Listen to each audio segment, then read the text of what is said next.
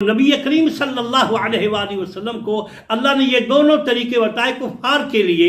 اللہ کے محبوب نبی صلی اللہ علیہ وآلہ وسلم نے یہ سارے راستے ان کے سامنے کھولے کہ اگر یہ کرو گے تو تمہیں یہ ہوگا، اور اگر یہ نہیں کرو گے تو تمہیں یہ سزا ملے گی۔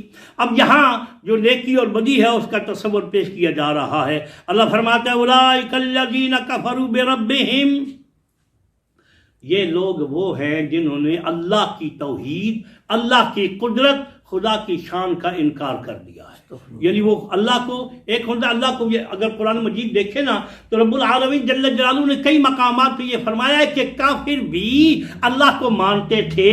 وَلَئِن سَأَلْتَهُمْ مَنْ خَلَقَهُمْ لَيَقُولُنَّ اللَّهُ، قرآن کہتا ہے محبوب ان سے پوچھو انہیں پیدا کس نے کیا ہے، وہ کہیں گے اللہ نے پیدا کیا ہے۔ وَلَئِن سَأَلْتَهُمْ مَنْ خَلَقَ السَّمَاوَاتِ وَالْأَرْضَ لَيَقُولُنَّ اللَّهُ، ان سے پوچھے زمین و آسمان کو پیدا کس نے کیا تو یہ کہیں گے اللہ۔ تو اللہ کو ماننا اور چیز ہے، اللہ کو ایسے ماننا جیسے اس کے ماننے کا حق ہے یہ اور چیز ہے۔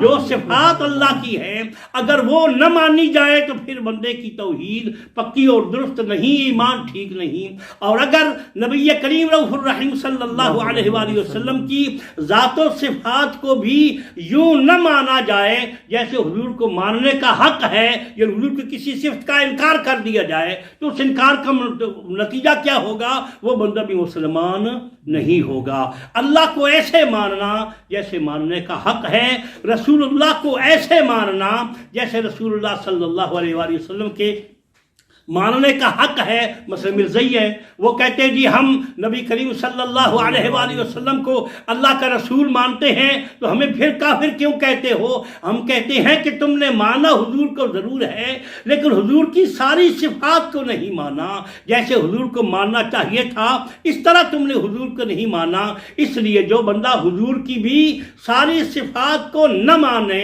ہم اس کو مسلمان نہیں مانتے۔ اب یہاں پیچھے جو ایک اور مسئلہ نوجوانوں نے پیش کیا تھا، حضور نبی کریم رؤوف الرحیم صلی اللہ علیہ وآلہ وسلم کے حاضر و ناظر ہونے کے بارے میں کہ کیا ہم مسلمانوں کو حضور کو حاضر و ناظر ماننا چاہیے؟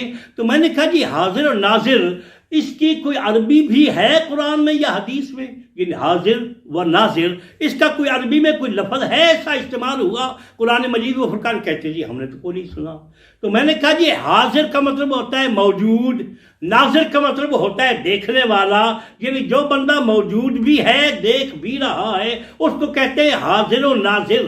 اچھا جی اب ہماری اصطلاح میں شریعت میں قرآن مجید و فرقان حمید میں جو بندہ حاضر بھی ہو، موجود بھی ہو، دیکھ بھی رہا ہو اس کو عربی میں کیا کہتے ہیں اور ہم اپنی زبان میں کیا کہتے ہیں؟ ہم اپنی زبان میں کہتے ہیں کہ یہ بندہ گواہ ہے جی، وٹنس ہے، دیکھ بھی رہا ہے کیا ہو رہا ہے اور یہ سب کچھ اپنی آنکھوں سے دیکھ بھی رہا ہے، سن بھی رہا ہے۔ اب اس کو کیا کہتے ہیں جی؟ موجود ہونا، اور اس کو گواہ کہتے ہیں، اس کو وٹنس کہتے ہیں۔ اب قرآن مجید کو دیکھیے خلاق عالم جل جلالہ نے اس کو کن معنوں میں کہا ہے۔ قرآن مجید کی ٹرانسلیشن یہاں موجود ہے، انٹرنیٹ پہ موجود ہے، آپ کہیں ڈالیں جی وٹنس، گواہ، تو قرآن مجید و فرقان حمید میں آپ کو جہاں بھی وٹنس اور گواہ کی عربی ملے گی وہ ملے گا شاہدن، شاہدن، شہیدن، شہیدن، یہ سارے قرآن مجید و فرقان حمید میں آپ کو الفاظ ملیں گے، یعنی وٹنس، گواہ جو موجود بھی ہو، دیکھنے والا بھی ہو، دیکھ بھی رہا ہو۔ دوسرے لفظوں میں اس کو حاضر و ناظر کہتے ہیں، اور قرآن مجید نے اس کو شاہدن کے معنی میں دونوں معنی اس کے اندر بیان کر دیے ہیں، جو میں نے آپ کو گواہ کا لفظ سمجھایا ہے۔ تو قرآن مجید میں اللہ کیا فرماتا ہے؟ اے محبوب صلی اللہ علیہ وسلم، یا ایھا النبی انا ارسلناک شاہدا، اے محبوب صلی اللہ علیہ وسلم ہم نے آپ کو شاہد بنا کر بھیجا ہے۔ سبحان اللہ۔ تو یہ شاہد جس کا معنی حاضر و ناظر، دیکھنے والا، موجود ہونے والا، تو یہ کس نے کہا ہے؟ اللہ نے کہا ہے۔ کہاں؟ قرآن میں کہا ہے۔ کس کو کہا ہے؟ یا ایھا النبی، حضور کو کہا ہے۔ اب لفظوں میں ہیر پھیر کر کے حضور کی اس صفت کا اگر انکار کرو، نہیں جی حضور شاہد نہیں ہیں، حضور حاضر و ناظر نہیں ہیں، تو تم نے حضور کی ایک صفت کا انکار کیا. لاکھ بار کلمہ پڑھ لو، جب تک حضور کی اس صفت کو نہ مانو گے تم نے حضور کو یوں نہیں مانا جیسے ماننا چاہیے تھا.